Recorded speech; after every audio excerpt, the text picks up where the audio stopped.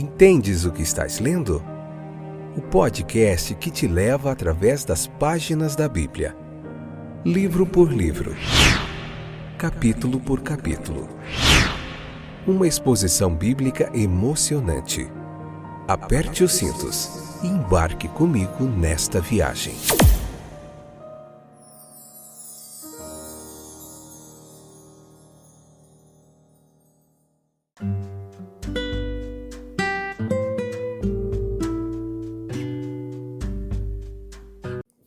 Olá, eu sou o Fábio e esse é mais um episódio do podcast Entendes o que estás lendo. Joia demais poder estar aqui novamente para fazer o que mais gostamos nessa vida, que é se debruçar sobre o texto da Palavra de Deus e procurar entender um pouquinho do que ele tem a nos ensinar e pegar tudo isso, aplicar em nossa vida para a gente poder desfrutar do que é chamado nas Escrituras de uma vida com abundância. Só é possível praticando a palavra de Deus. E eu convido você agora, nesse momento, para a gente poder juntinhos aprender mais um pouco da palavra de Deus. O episódio anterior nós paramos no capítulo 30 do livro de Deuteronômio, estamos se aproximando do finalzinho do 5º livro do Pentateuco. Capítulo 30, parte 1 foi o anterior. E hoje, capítulo 30, parte 2. Esse capítulo vai até a parte 3. Hoje, na parte 2, nós vamos, episódio de número 763, né? Nona temporada, livro de Deuteronômio, capítulo por capítulo. Nós vamos falar hoje sobre o tema verdade revelada, clara e disponível para a gente. Leia o versículo 11 ao 14 aqui de início para você, juntinho comigo, entender e observar a autoridade da palavra de Deus. Espero que você esteja bem. Aqueles que estão chegando aqui agora, que Deus abençoe grandemente sua vida. Temos novos ouvintes acompanhando esse trabalho. E o meu desejo é que esta palavra te abençoe, te transforme, te regenere, te edifique. Aqui é um oásis. Em meio a tanta bobagem que a gente vê por aí, aqui você encontra a palavra de Deus com uma hermenêutica exegese clara, objetiva, fidedigna ao texto bíblico. Considerando o texto, o contexto, toda história, geografia, teologia, tudo aquilo que temos de melhor em comentário bíblico e interpretação bíblica, você encontra aqui. Trago para você a minha bagagem aí de mais de 30 anos de aprendizado e ensino da palavra de Deus. Também estudo bastante outros comentaristas para poder compartilhar com você um texto joia demais da palavra de Deus. Veja que as mentes desonestas, elas costumam alegar que a verdade religiosa é contraditória, difícil de ser compreendida. As suas obrigações também, afirmam, são impraticáveis. Além do poder do homem, sua capacidade de cumpri-las. Veja que a autoindulgência e a impiedade nunca deixaram de inventar desculpas para a sua rejeição da palavra divina. Mas desculpas de nada lhe servem. O homem indolente aprendeu há muito tempo a dizer: há um leão no caminho. Uma investigação honesta logo descobre que a verdade de Deus é digna de toda aceitação. Meu querido ouvinte, observe a autoridade da palavra de Deus. É um mandamento, ele vem aos homens com todo o caráter de uma lei. Não é possível que a tratemos como quisermos. Não nos é permitido mutilá-la ou desmembrá-la. Não nos é permitido aceitar uma parte e rejeitar outra. Não. Veja que assim como em uma árvore a seiva viva corre para cada galho, ramo, folha, de modo que não podemos colher a menor parte sem interromper a corrente vital. Assim também, cada parte da Escritura de Deus é cheia de autoridade. E não podemos negligenciar o menor mandamento sem desafiar a majestade do céu. Somos obrigados a submeter nossa vontade a ela. Ela não irá em nenhum grau dobrar suas exigências para se adequar aos nossos gostos. Suas verdades essenciais estão ao alcance de cada mente. Todo homem sabe o que é amar, que o amor é devido por cada homem ao seu Criador. Toda criança sabe o que significa obediência, que a obediência é devida ao Pai de nossos espíritos. Meus queridos, verdadeiramente, alguns fatos concernentes ao mundo eterno são tão profundos que, como as profundezas do oceano, a razão humana não consegue sondá-los. Mas esses não são os fatos que fundamentam a segurança e a esperança do homem. Os deveres práticos que pertencem à virtude, ao bem-estar, são tão claros que até uma criança pode compreender. Qualquer dificuldade que se encontre no caminho da obediência humana, ela não reside na névoa ou no significado incerto da revelação. A dificuldade, ela está dentro do homem, não fora dele. Os objetos da fé são claramente revelados e nós precisamos de um olho para discerni-los. Por parte da verdade bíblica, há uma aptidão requintada para atender à capacidade da mente dos homens e às necessidades de suas almas. A palavra está perto de ti, sim, no teu próprio coração. Há perfeita harmonia entre a constituição do homem e o conteúdo da revelação bíblica. A Bíblia é a contraparte e o complemento da consciência. É óbvio que o Senhor das consciências e da consciência é também Senhor das Escrituras. A Bíblia diz: pecaste, e a consciência admite o fato. A Bíblia diz: és incapaz de salvar-te a ti mesmo, e a consciência sabe que isso é verdade. A Bíblia declara que a felicidade ela é inseparável da obediência a Deus, e a consciência sente que sim. Há uma testemunha viva em cada homem, até que seja amordaçada pelo pecado, que testifica da autoridade, necessidade e razoabilidade da lei de Deus, para que o faças. A verdade da palavra de Deus não é revelada para satisfazer uma curiosidade, nem para fornecer matéria para especulação, mas unicamente para promover a obediência. Conhecer as exigências de Deus não nos trará vantagem alguma, a menos que as cumpramos de coração e lealdade. Crenças precisas e ortodoxas não transmitem em si mesmas vida nem alegria. A crença correta é estéril e infrutífera, até que ela produza uma obediência ativa, prática, ação. Nós não seremos julgados no tribunal de Deus por nossas opiniões, teorias, linhas teológicas, nem por nossos credos religiosos. Nós seremos julgados pelas obras praticadas no corpo. Tive fome e me destes de comer. Será a base do veredito judicial.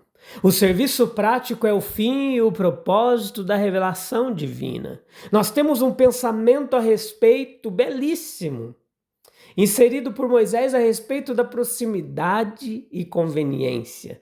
Se nos é permitido pensar assim dos mandamentos de Deus. É usado por Paulo no mesmo contexto e assim adaptado ao Evangelho para mostrar o seu teor prático. Romanos capítulo 10, versículos 6 ao 9. Deus desceu ao Monte Sinai e falou diretamente ao povo. O problema então era que ele estava muito perto, muito familiar, e eles o desejavam mais longe. Veja que então os profetas vieram e por 1500 anos a palavra foi levada para bem perto dos homens. E finalmente o Filho de Deus encarnou e foi o irmão de cada homem e trouxe a mensagem. Tão perto do homem, que somente estão perto dos homens, que somente os orgulhosos escaparam dela. Todo o gênio da revelação está contido nas palavras notáveis. Graças te dou, ó Pai, Senhor do céu e da terra, porque ocultaste estas coisas aos sábios e entendidos e as revelaste aos pequeninos. Sim, ó Pai, porque assim foi do teu agrado. Mateus capítulo 11, versículo 25 e 26. A revelação é para os pequeninos, para homens de espírito humilde, para homens que deixaram de lado seu orgulho, presunção e podem receber a verdade com confiança do Pai infinito. É certamente monstruosa a ideia de que Deus não pode dividir seu pão divino em pedaços pequenos. Não, dividir em pedaços pequenos o suficiente para seus filhos humanos. Que ninguém, exceto homens com uma certa capacidade mental superior, pode se apossar do alimento ou digeri-lo. É certamente um plano mais divino, trazer a verdade tão claramente para casa que ninguém tenha qualquer desculpa para rejeitá-la. O orgulho está sempre levando homens a alguma aventura aérea, aquática, buscando as alturas do céu, nas asas da fantasia ou da especulação, ou explorando as profundezas mais profundas, supostamente para encontrar a verdade e Deus. A filosofia é invocada e tudo é posto à prova por ela. Agora, tudo isso deve ser sacrificado antes de recebermos a verdade.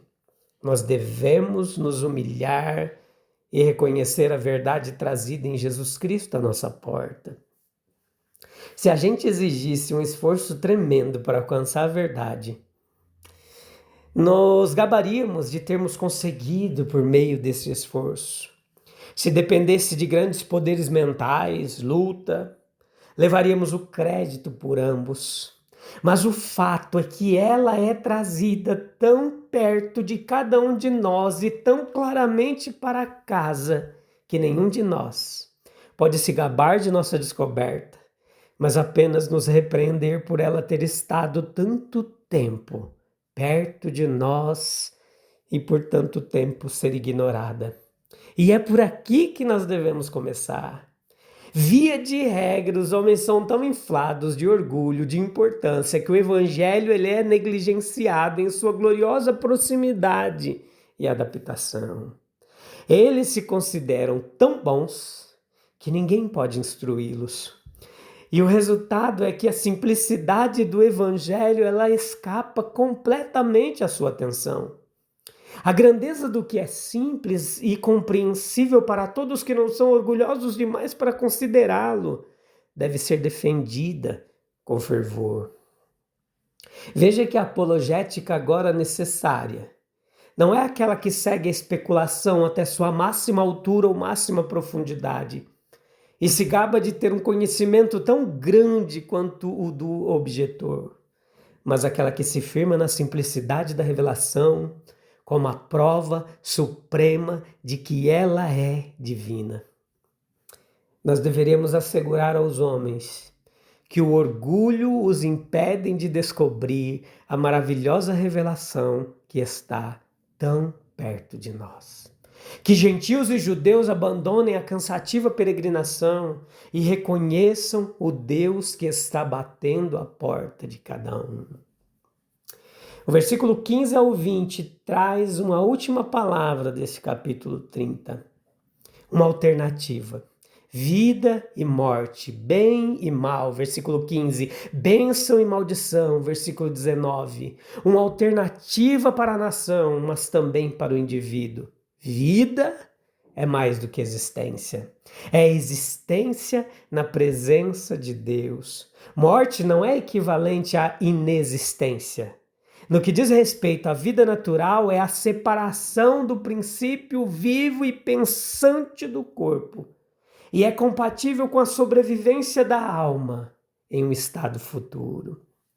No que diz respeito à vida espiritual, aquela vida que o cristão tem e o descrente não tem, mesmo agora, enquanto ambos ainda têm a existência consciente. 1 João capítulo 5, versículo 12.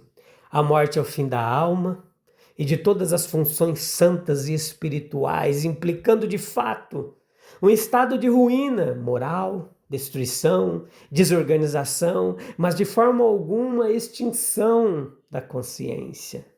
Mateus 25, 46 fala de punição eterna, castigo eterno, que não é considerada por ninguém como significando existência eterna em sofrimento.